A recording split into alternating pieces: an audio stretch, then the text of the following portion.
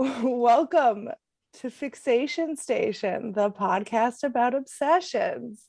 Today, our guest is the very funny Dylan Adler. You know him from Hulu, and he's going to be talking about his obsession, musical theater. Welcome to the podcast, Dylan. Thank you so much for having me. I appreciate it. I'm excited to talk about musical theater with you. Yeah, excited too. How did you get interested in musical theater? Oh my God. So I would say I liked musical theater as a kid and in high school. I would play in the pit band. One Mm-hmm. year I played second trumpet for Little Shop of Horrors my freshman year. My sophomore year I was in a play, but I mean a musical. I didn't have a speaking role. Which one? It was the musical Some Like It Hot adaptation of the Marilyn Monroe Okay. movie, and I played the pivotal role of Muscles, who was just like a mobster who didn't speak, and we tap danced, and we had one song where it was like, we're gonna tear this whole damn town apart, we're gonna tear this whole damn town apart. That was like my thing. And but one thing I did add was I pretended like I was scared, so I was like, ah! I screamed really loud, which got a laugh, and I think that started the comedy for me. But I really started to get obsessed with musical theater when I was in college, and I really wanted to be like a film scorer, like John Williams or Mm-hmm. some of I really, really loved their scores and music, and I wanted to do that. But then I saw some musicals while I was in New York. The first time I'd seen some Broadway musicals, and I was so inspired. I actually want to write musicals, and it was after I saw Wicked that I know it's musical theater people are like basic, but like it really struck a huge part of me that I just felt so inspired by it and so levitated, and it was I felt really. It made me like be obsessed with musical theater, and I like dove in study, like I listened to a bunch, I like watched a bunch on YouTube, I listened to soundtracks, I tried to really delve into it, and that's where the obsession began. That's really interesting to me because I think of you as such a consummate performer, and it seems like you Oh. you really came at it from the music part of it. Really, is what Yeah. it's like. When I was in high school and even college too, I was in high school I was in the closet too, and I think that was a big part Mhm. of it, but I was so quiet and so like people would tell me like, Dylan, you gotta speak up, like you gotta speak up. And I'm like, I should. Um, but I really started to like get out of my shell when I started doing improv. I took one elective acting class Mhm. at college, and then I started to like go to improv jams around the city, and then that's when I really started to like get out of my shell and like really love performing. Okay. Yeah, Yeah. wow. But yeah, I was in love with musical theater from the writing side. And I always like really coveted musical theater performers, and I was like envious, and I was like, oh my God, Mhm. that's so cool that they could do that. And like the acting majors, how like expressive and open they were. Yeah, that's kind of where I Yeah. came at it from. Yeah, that's really cool. Yeah, so I was always really into musical theater as like just like a viewer. I Uh-huh. occasionally had like daydreams about being like discovered walking down the street Oh my or God, of whatever. course. Who hasn't? Yeah, I was definitely not like I can't really sing, but I had this but I also You have I a beautiful speaking voice. I'm sure you have a beautiful singing voice. yeah, I have You're like, true. yeah, absolutely. But yeah, I don't know. I have issues with pitch. I always tried out for the musical and I never got in. Although, yeah, I think there was some politics involved. My father As was always. like the head of the school board and Oh. and the drama teacher apparently I only found out about this years later, but Oh my apparently there God. was some friction there. And I'm gonna blame him for why I'm not a Broadway. I would see a one-woman show about this. About this plot. Yeah, I will say when I moved to New York, I realized I have very pedestrian taste in musicals. So like that little Oh my laugh. God. Yeah. Who gives a shit? I mean, like, oh my God. Like, I feel like it's like some people think they're like so cool having the most niche, like, oh my God, I only listen to like the most obscure Sondheim. It's like, okay, congrats. Like, who can like, yes, like say, yeah, like, I don't Yeah, I know. mean, I would like to get into Sondheim, for example, but I think probably my favorite musical is like Jesus Christ Superstar. That's a great one. That's a Yeah, great one. I really like the movie too, where like Yeah, from the 70s. it's a great one. But yeah, and you also you do musical comedy now. Yeah, yeah, yeah, yeah. Yeah, I feel really like Kuman and Diamond and like Apasic and Paul would like post like YouTube musical theater songs that were like Hmm. funny, and I tried to like do that too and Hmm. write that. And then like transferring to like writing musical comedy that I did myself was I was really happy I was able to do that because there was a place called The Creek in the Cave that had a piano where Hmm. I could like that had open mics all the time, and I could just go there and like try out any musical comedy shit that I wanted. Yeah, R.I.P. I know. I like really still miss it because there are times when I really want to try out new bits on the piano and I just really can't because there aren't that many places pianos other than Yeah, like Club Coming. yeah. Yeah. I guess they have risen again this in Yes. Austin. They have risen again in an interesting way. Yeah. I don't think they have a piano there. I feel like in New York, the piano was there by mistake. Like, there's no way that was like, we want musical comedy in the space. It was there by accident and it was just left there, and I'm happy for it. And no one bothered to steal. No one bothered. No one had the energy to steal it. You know, I don't know.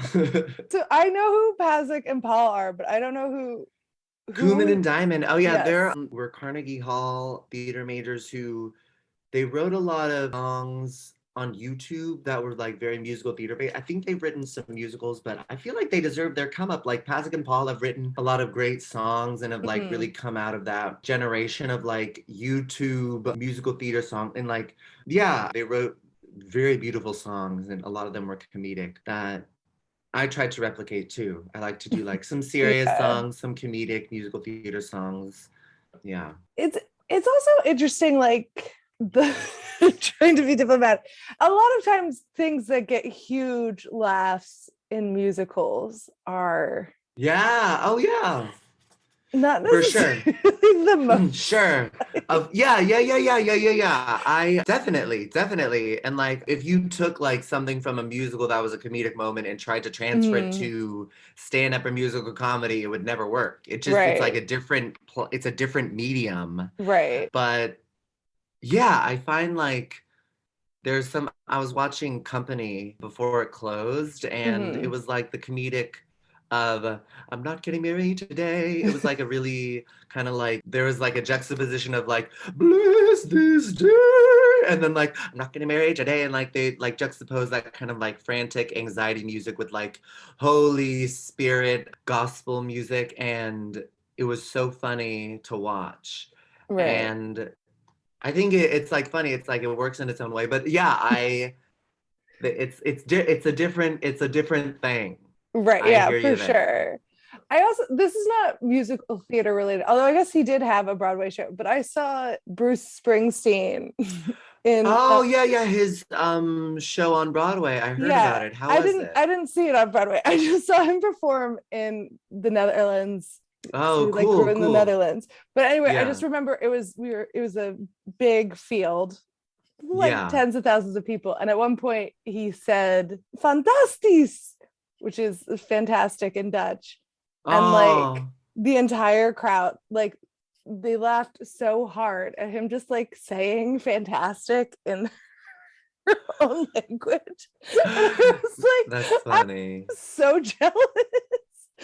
Oh my God, yeah, because like also, oh my God, like yeah, when it's like a musician and then like Yeah. sometimes they decide to like do little asides and like make Mhm. little jokes. It's like if I were to do this at an open mic or a show, it would bomb because like they have a crowd of people who just adore them. And when they see like one sliver of personality or just like that, they're like, ha ha! Like they're just, I'm sure I would do that for the people like who I would see concerts of or like, yeah. But it is funny. It is interesting to notice that for sure. Yeah. I do think, did you watch Crazy Ex-Girlfriend? I love Crazy Ex-Girlfriend, yes. Yeah.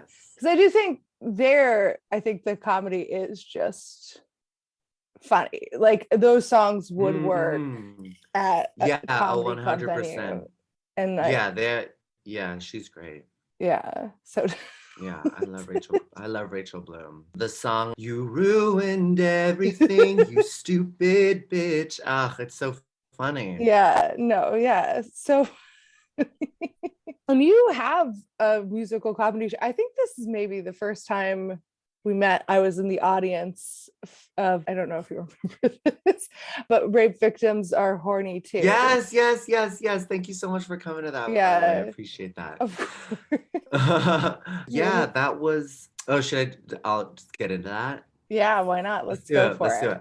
Me and my friend Kelly wrote a musical comedy show about healing from rape trauma and sexual assaults.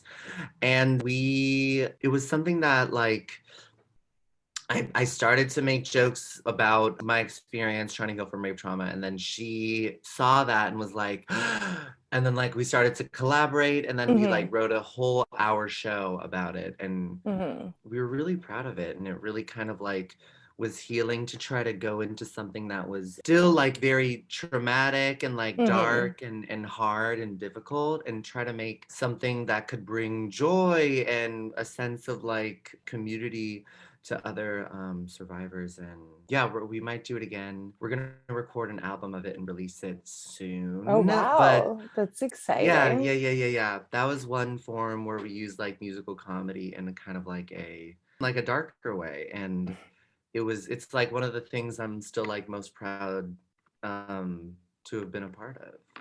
Yeah, it's really, you feel like all of the feelings. And a lot of times people will talk about how you need to laugh for catharsis as like a way to justify saying just like hateful shit into a microphone.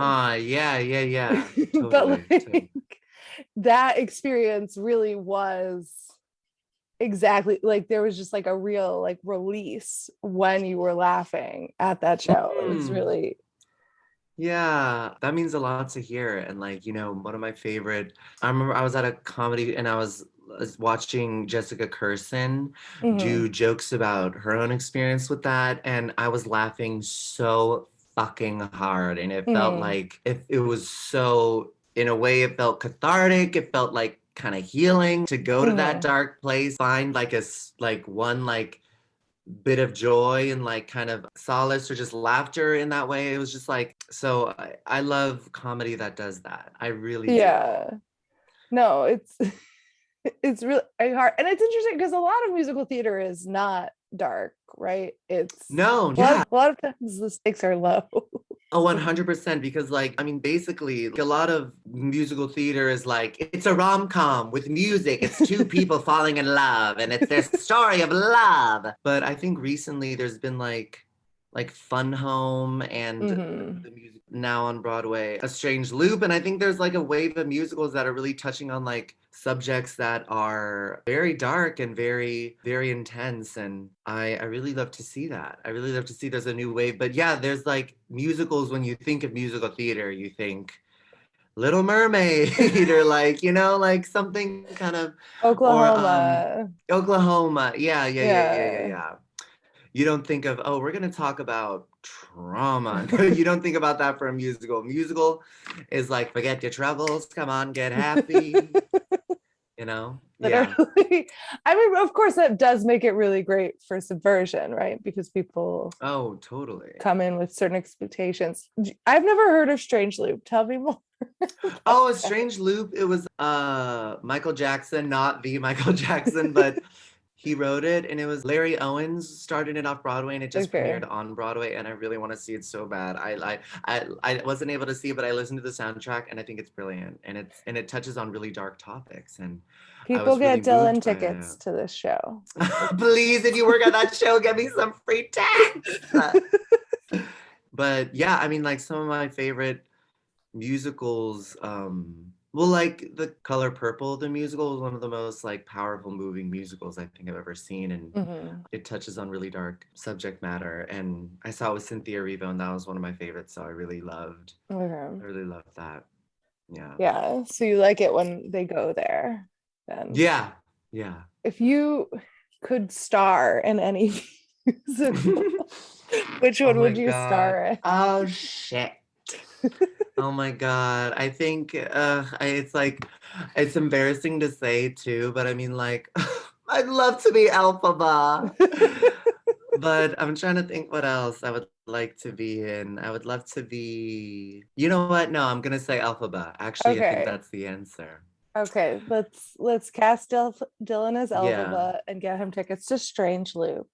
Yes, please, please. Okay. But if I were to get cast in anything, it's probably Samuel Savory from Hamilton, the guy who's like, heed not the rebels who scream revolution, they have not your interest at heart. It's like probably. Hey, that would be great. Honestly, I'd take it. Cast him in that too. I'll And fucking take it. as a dancer in Universal. The dream role is Durmstrang, Harry Potter, Universal 1000%. Craziness. For people who don't know what we're talking about, Yeah. do you want to explain? Yes. So I posted a video on Twitter about how I auditioned. Like, this isn't real, but I posted I auditioned to be a dancer at Universal Studio, but I was rejected. So I came to their first show, and it's basically a video of them doing their show. There's like 10 people watching. And then at the end, I do like a backflip, like not on the stage, but like just like a little bit like off of the stage. And then I look to the camera, and then a girl with the bucket hat like looks at me like, "Excuse me, sir." I thought it was really funny, and I posted Yes, it was and really some funny. people started to thank you. Some people started to retweet it, got some traction, and then people thought it was real, that I really went into Universal Studios to like hide, and then like people started to like, people shitting on me got like 500,000 likes and retweets and shit, like he really thought he ate. Oh my God, what, like, how psycho that he literally bought a ticket to go into Universal to do this. Crazy. Someone commented like, white people think they can do anything, and someone commented, "Bestie, he's Asian, delete this quickly." And then he was like, okay.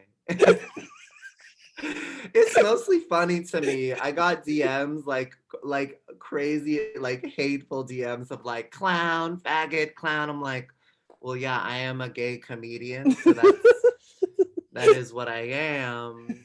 I mean, but it was crazy. Like, there were literally news articles that came out. There was a news article from the Indian Express that was like, dancer auditions for Universal Studios and doesn't get in and tries to show his own moves. This is what he gets.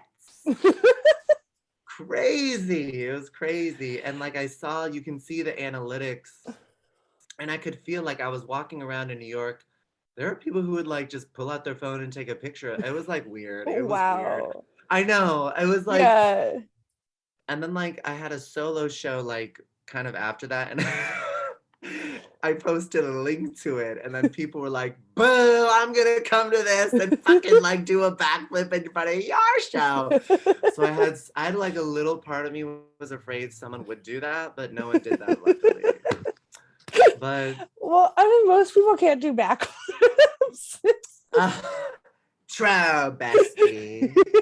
The internet is such a weird place because it's so easy to see how easy people can get tricked, because you will not be trying to trick people. No, I really, yeah. Like it was like very obvious. I mean, if you know who you are, like Yes, it seemed very yes, clear that yes. you were playing a character. Yes, yes, yes, yes. And I mean, like, even in a way, it's like a compliment to like your acting, because like your posture. Oh my God, people drew lines of like people like drew red lines to like talk about how crazy my posture is. That I'm like, this is just gay posture. This is how gay people stand. Normally, not even when they're watching a show. It's like, so it was just, I know, yeah. I appreciate that though. I was like really getting into like the acting, yes. Yeah. Yeah, but it is wild that there are like, I don't know, people reading a newspaper being like, I know. also like the fact that this is how like news acts now. It made me realize like, oh shit, like you can't believe all the news. Cause even my friend Kimmy Yan, I talked about it, and like mistakes like that happen all the fucking time, and it's like, oh, whoops, whoopsie, I messed up a little bit. Like people are looking at the news like it's like, oh, this is fact, but it's like a media outlet, and humans are delivering it, and humans make Right. mistakes, And they're not, they it's through a don't, lens. yeah, and they don't pay journalists enough money, so they have to just try and like, they have to get so many clicks, so they're just like crowdsourcing. And like, yeah. Also, I like forget like news outlets, like they are like CNN, and they're like TV. They make money, and so they're gonna make news that like draws you, and it's not necessarily like the most important news that we all should be hearing. It's so crazy. Yeah, it's wild. It's really fun.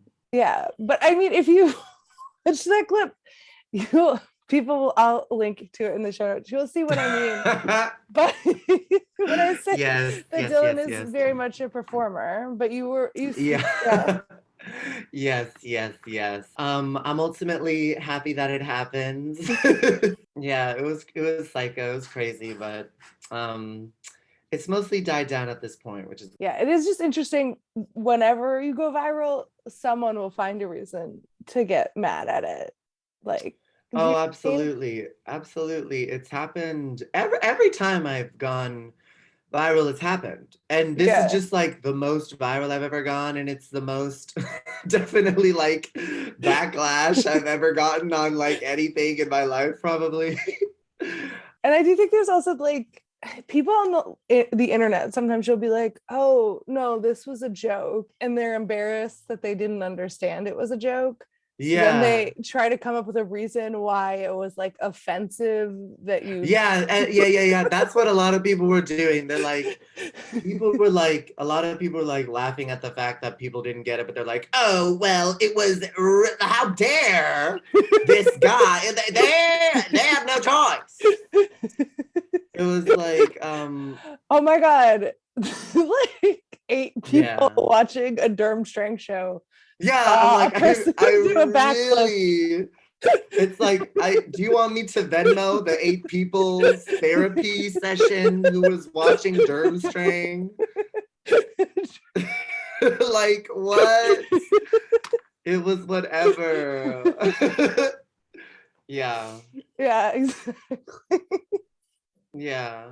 People acted like I needed to like Venmo them for health insurance and therapy for the trauma I caused to the people watching Durmstrang. that little girl in the bucket hat.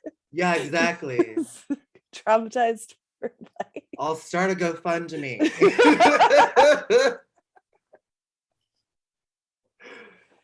Yeah.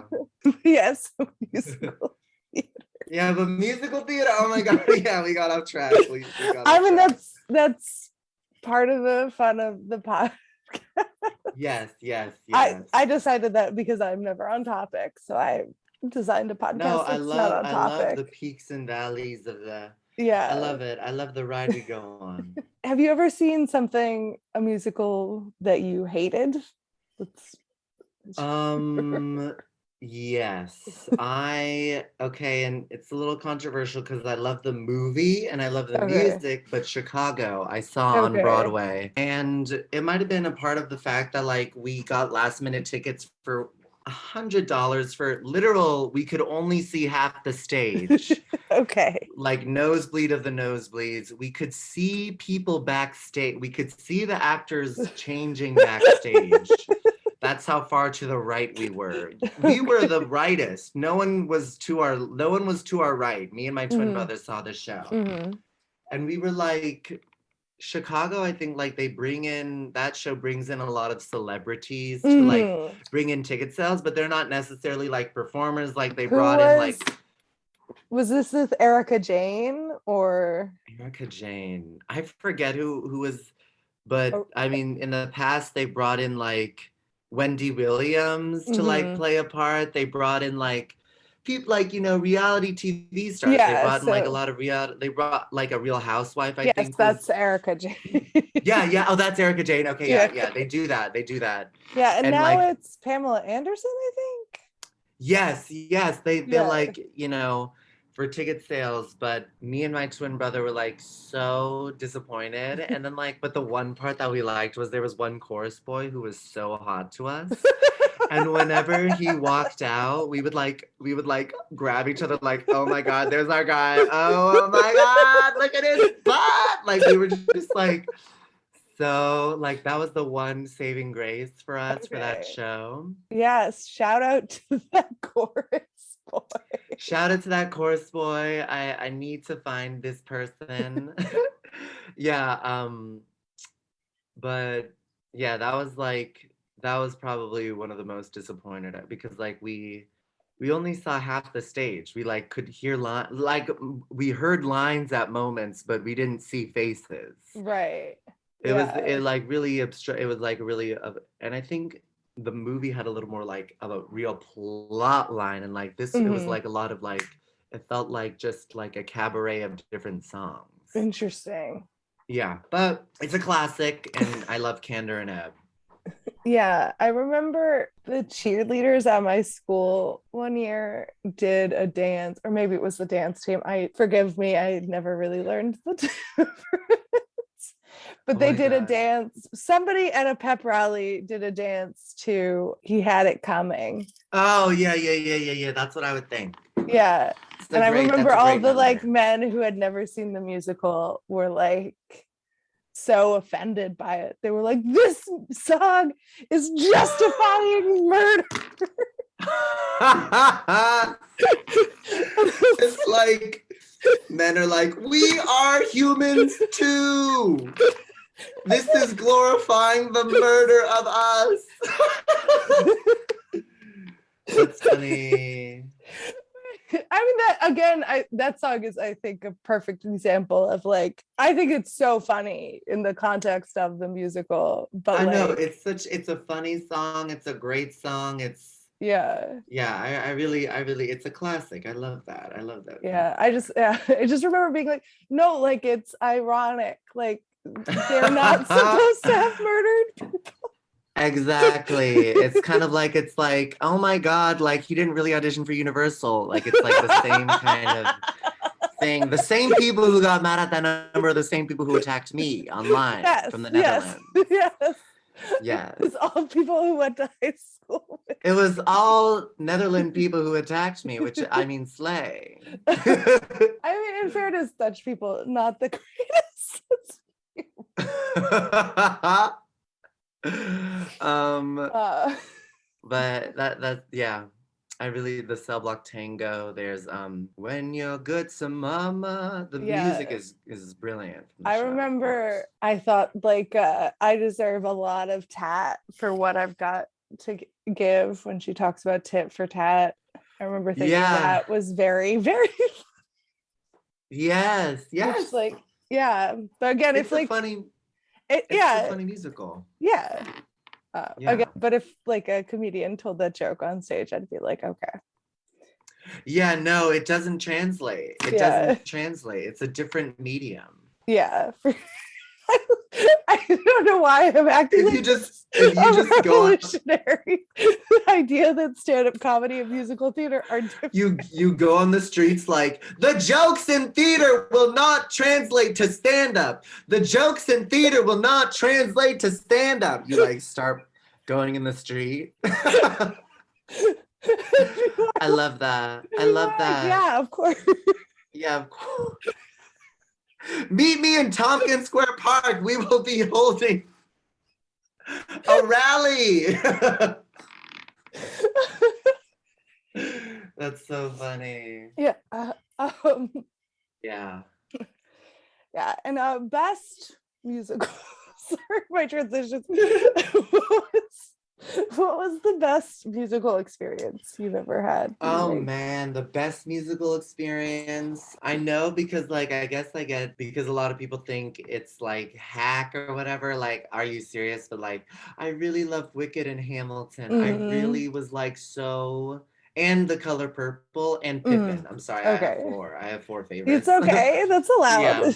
Yeah. I just loved like I just loved the music and just kind of like when I was listening to like the opening number, My Shot, and I just heard like the juxtaposition of like the lyrics and the music and the plot, I was just like, it was such a brilliant synthesis of like art to me that I was like crying watching it. It was just so perfect and incredible to me. You know, I felt like, you know, in musicals, there's like one number. There's like one number that really just like it's like so memorable and it's like, you know, it really gets the crowd going and it's like really but for Hamilton, I felt like every number was so miraculous and so beautiful and memorable and I really really loved it and I loved Pippin and Wicked for the music and for just the it was also a lot of humor in both of those musicals and I just really I love the story that it told of these two women and I thought there's something like really queer about there's something so queer about Wicked just and its whole plot and like even just like the energy like and then I think The Color Purple because of the arc of the whole story was just and the music and like also just Cynthia Erivo's performance. She got a standing ovation in the middle of a show. I've never seen that happen before, but truly like I really felt like I was seeing a once in a lifetime kind of performance.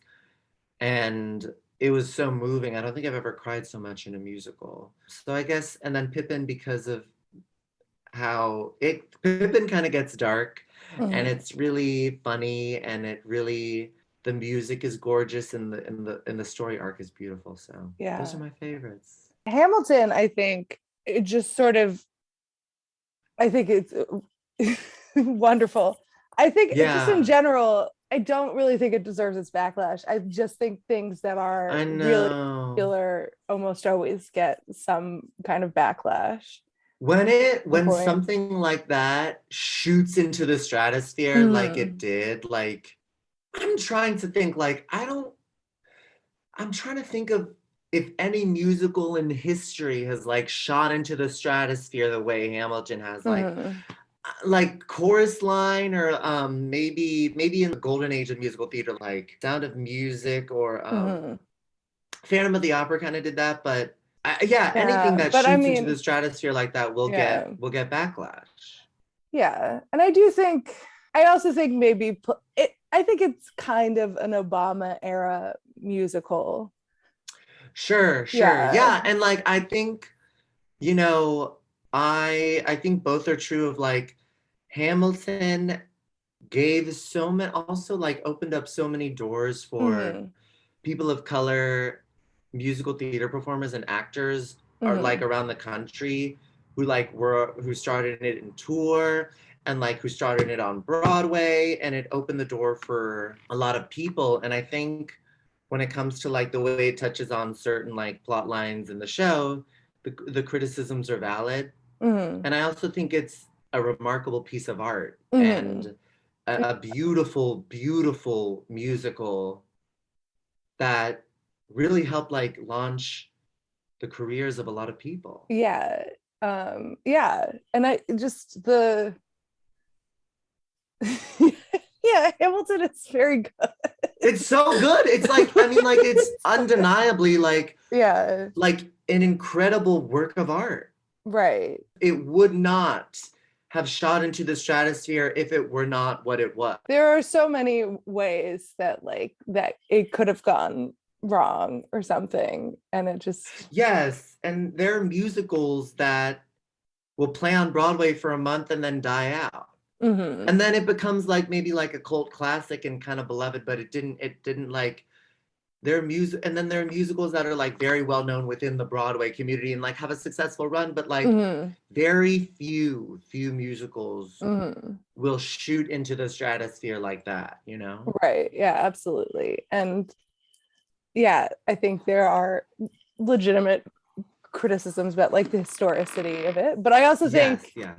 even like that conversation that you have, like the meta conversation you have about whether or not it's like too nice to Alexander Hamilton or whatever, which I think it probably is. I think that is like a valuable conversation. Yeah. Absolutely. Yeah. And I just really love Lennon. Like people will be like, he's a try-hard.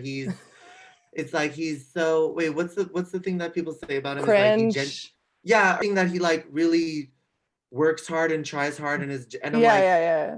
Bitch, I was in high school. I was the kid who like would hold the class hostage with all my questions in class. Or like, I'm a tryhard, okay? Like, yes. Yeah, I guess it's like not cool he tried hard to do that. Yeah, exactly. It's not cool to like really like try hard at things, but whatever. Like try hard at shit. People who try hard get you done. Yeah, and I mean he did. Like he succeeded. Like he worked really hard and he created something spectacular. I think do you know Elise? This is related, I promise. Do you know Elise Myers? No. Do you know who she is? She's a TikTok personality, but she has a video about someone asked her husband like, oh, what's it like being married to such a tryhard or something. Okay. And she was like, it's not lost on me that this person was trying to insult me, but like I do try really hard. Yeah. Like I have one life to live. So like, thank you, you know? Sure. You know, at my school, I guess I'm like, I don't know, like at my school, it was so not cool to try hard at things. Mm-hmm. And like, it's like, just be chill about it, dude. Like, just like whatever. It's to genuinely care about whatever it was, school or like what you're passionate about.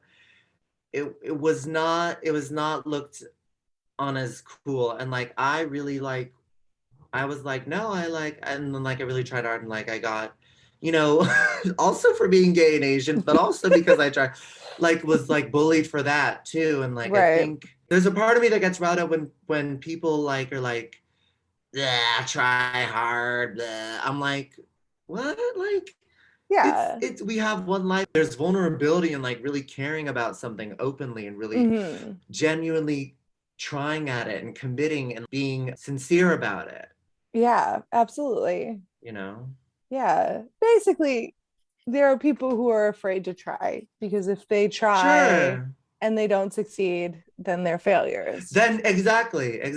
And there's something kind of scary and vulnerable about that, you know? Mm-hmm. Yeah, of course. But also like it's more pathetic. It's worse to not try. It's better to try. Yes, that's what I think. That's what I think. Yeah. That's what I think. Yeah. I think this is kind of an inspirational place to I'm sorry. I've been listening to Super Soul Sunday, so I'm just like, it's Oprah. Super Soul Sunday is my favorite podcast. So I'm just shout out to Oprah. Oh, I love Oprah. You had a tweet about this like a month ago. Where you were like, it just now occurred to me that it's a play on Super Bowl Sunday. I know. I had no idea that it was Super Bowl Sunday, Super Soul Sunday. I'm so gay. I didn't realize that. Yeah, it was a play on that. Your tweet, I was like, oh. I know. I made the connect. My friend Sarah was like, "Oh, that's funny. It's like Super Bowl Sunday." I'm like, "Excuse me? No, it just came from Super Soul Sunday. I don't know what the hell you're talking about. Super Bowl." Super Bowl is a play on Super Soul. Super Bowl. Oprah came before football. I would Yes, just like to say. Oprah came before everything. Yeah. Oprah also tries very hard.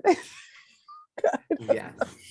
Okay, so where can people find you, Yes, Dylan? you can follow me on Instagram at Dylan Adler _, on Twitter at Dylan Adler 6, or on TikTok at Dylan Adler 7. Oh, wow. So I know like a couple of teenagers from Aspen, Colorado, like stole like the Dylan Adler, so I can't fucking use it. But I have a solo show sometime in May. I don't know the date yet, but I'm gonna do one in May, and I'll have a link to that in my Insta bio. But that's pretty much what's going on with me. Yeah, follow him. While we're here, I'm gonna do a shout out to a patron. Thanks, Scott Hewitt, for supporting us. You can also support us on Patreon, patreon.com/Ariel Dundas, because my name has better SEO than the podcast.